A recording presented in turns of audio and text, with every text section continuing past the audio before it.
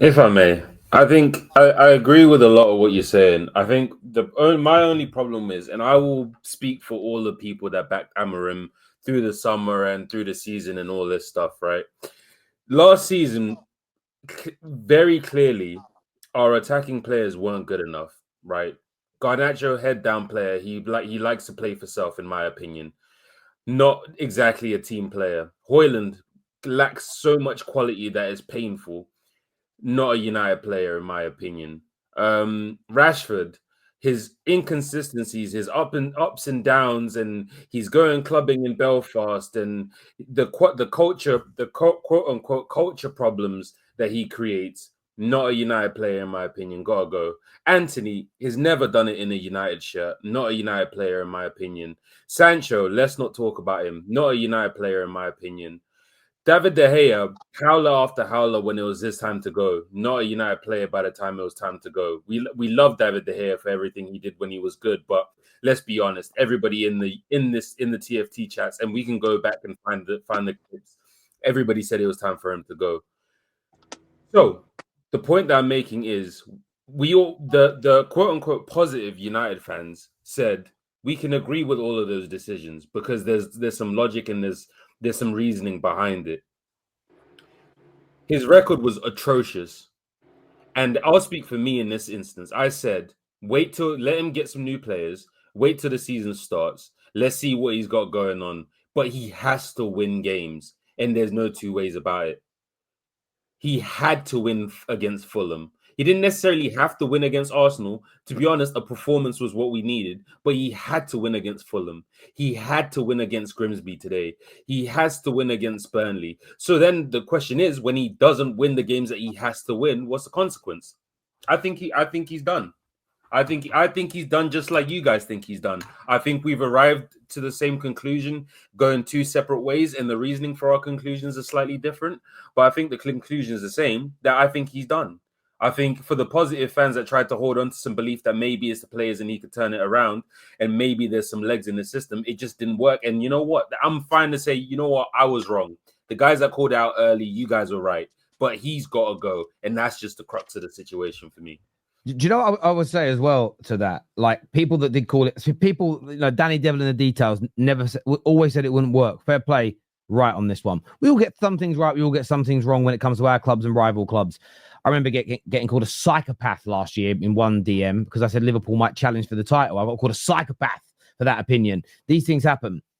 But I think what you said at the beginning, United fans have got to hold on to, because it then leads into what David was talking about, the blind faith, because we go, oh, when we get a new manager, we'll cook, because it wasn't the players. They're also a problem. And that's why I'm saying I don't care, because I don't think changing managers fixes this anymore. I don't know what, I actually don't have, I'm not even going to give an opinion on what fixes this anymore, because I don't think we're prepared to actually do it as a football club. I really, really don't. And even now, I actually have a feeling we're not going to sack him. I have a feeling, I think we might buy another player or two. Yeah, he's going to go on and again, we're going to sell some more. This is what I think we're going to end up doing, because I've lost faith more in how we're trying to fix a club tonight. Something's just gone in me, and that is, we'll get rid of Garnacho. We're going to get rid of Rashford's gone. We're going to get rid of Anthony. We're going to get rid of Sancho. We'll get rid of these players. We'll give it another few months. If it doesn't turn around, we'll bring someone new in, and it will be, oh, this guy plays this way. Oh, guess what though? We haven't got anyone who plays on the left. We haven't got anyone that does this. And we got rid of the players that could do this job. And it's like, right, it's okay, though. We'll start again. And that's my biggest fear in all of this. So you are right. To be honest, though, Terry, I think there's a bigger chance that he'll walk than us sacking him. Because I know what people say about the payment, he won't walk away from the payday.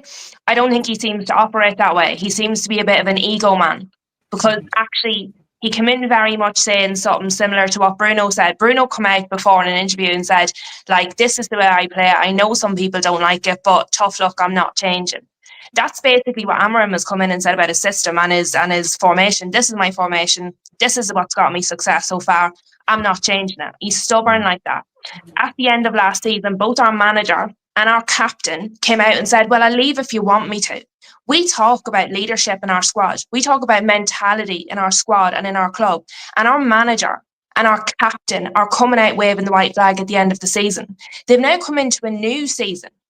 Bruno was off it the other day. Amorim did absolutely nothing. The captain is skying a penalty because the referee got in his way and it annoyed him a bit. And the manager sat watching it, doing absolutely nothing. And then you get to tonight. Our team is in a penalty shootout in a match we should have walked. And there's the manager sitting on the bench, not even looking. What does that say to the players? What does that say to the fans that have travelled to that ground and watched that absolute dross?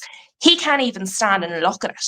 So see, when we're talking about a team that lacks leadership, I've heard people say rudderless and mentality and all the buzzwords that you hear all over the place. What the hell are them two going to change? Because see, between them, they couldn't stand up. Like, what are they going to do? And I agree with you. I don't necessarily think a different manager is going to do any better. I don't know what the solution is at this point. But what's happening isn't working. Yeah, that's facts.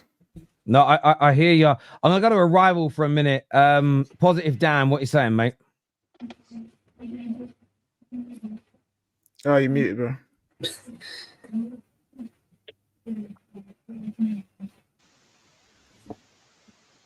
Yeah, we still can't hear you, bro. Your mic's muted. Yeah. Don't know if the right mic is plugged in or not, but it's not coming through. No sound's coming We'll come back to you in a sec, bro. David, as in Chelsea David, you can speak, you bellend. Do you know what it is? I remember, because a couple of years ago, I remember being KJ, hoodie up. I was sad. I couldn't do anything. And KJ was there making a little laugh, having a little joke. So I'm going to do the same, because this is brilliant. How have you lost to Grimsby? Grimsby Town, the fishes. And what makes it even funnier, there's a young 6-year-old child. He's brought a sign to the stadium. United get battered everywhere they go. How the audacity of a Grimsby Town fan who he don't know better to walk into a stadium with that sign as a League 2 club is crazy. And what makes it worse is the way Fulham were talking at the end of your last game, talking about how they're going to exploit you. Grimsby found their own way of exploiting you. It's open season on United right now with what they've got going on, because they just went, that goalkeeper in there, we do not rate at all. Every ball going in the box, we're sticking it on his head because he can't deal with it. And today, I mean, not only was he at fault for both the goals, he should have saved 6 penalties, I think it was. Like, got so many hands to penalties. It was ridiculous. I was watching it thinking, how you do this as a professional goalkeeper? This is your job. You have been doing this since you were 5, 7, 8 years old. He was at La Masia, but somehow he can't just push the ball out. And fair enough, keepers make mistakes. They do that, but to do it that many times in quick succession, it's got to be a fundamental problem. It can't just he palmed 3 penalties into his own net. It can't be just a bad day. I just want to say here, what Ruben Amorim has spoken on this, and he hasn't said much. He's just said he said that the best team won, and he said, in fact, the only team on the pitch won the game. He's apologized to the fans, but then there's one thing he's done that's infuriated me. He's then gone on to say that they said, "Oh, what about Onana?" They asked him about Onana, and he said, "With all due respect, when you lose to a Division 4 team, which was Division 4 team, he says it's not just the goalkeeper; it's everyone." I am getting to a point now where I know there's backing your players publicly, but these keepers keep fucking up, and he keeps defending them, but then he keeps playing them. I'm honest. I remember what I said in my rant. Why is Tom Heaton not playing? He's our best goalkeeper. Tom Heaton is our best goalkeeper. And you know what proved it? Pre-season. In pre-season, he was our best goalkeeper. And you look at it like, you know what? Until we buy a goalkeeper, get this guy in nets until that point. Because you know the other two are flipping wank. Yeah? And he still has not made that decision. And that's the one thing that pisses me off about the Man United managers that we've had recently. They're not brave enough to make certain decisions. I don't care if Onana is the highest paid goalkeeper in the club. I don't care if Bayern there is, he's a nice guy and he works. And upon that, they both suck. Tom Heaton is a professional Premier League goalkeeper. He's got more experience than both of them combined in the Premier League. and he can't get, and listen, he can't get minutes. I don't care. It's 38. I wanted him in nets for a month. You're telling me he can't play for a month? Crazy scenes. If man. you've got two, if you've got two goalkeepers, you've got no goalkeepers. You need to have a definitive one or two. There's got to be. Even Kelleher, who's a good goalkeeper last year, everyone knew Alisson was one. If you've got two of them that are battling it out and they're both that level, you've got no goalkeepers at your club. Again, there's got to be, honestly, this, like, I know Chelsea, we've had our own problems and we were bad. I actually am befuddled. I am. But forget the I goalkeeper don't even know for a another second. word. I'm Forget the goalkeeper. bamboozled. Forget the goalkeeper for a second. How do you even fix? These men play better football than us. I know a lot of people want to speak, so I ain't going to interrupt no more, yeah? But these guys played better football than us. This team played way better football than us. Even if the goalkeeper makes mistakes, we can't score 3-4 goals against Grimsby. We can't string 6 passes together against Grimsby. You've been in the job nearly a year, and you can't get a style of play in a team to put more passes together than Grimsby. Forget the goalkeeper. I think he's right in his interview in what he said, saying that, don't talk to me about goalkeepers. My team should be good enough to outplay these guys, even if we make 10 mistakes. Well, they should be. And I mean, look, we did. I think we had 4 times the hang on. We had 4 times the passes that Grimsby did. We had 28 shots on goal. We had our new number 9 miss an open goal from 3 yards out. So I hear your point, but we created opportunities. We had the ball in the right areas, but again, what we missed, that was later in the game. What we also didn't do is and this has been the same, and this is why I don't just blame Amorim. It's why I don't care anymore.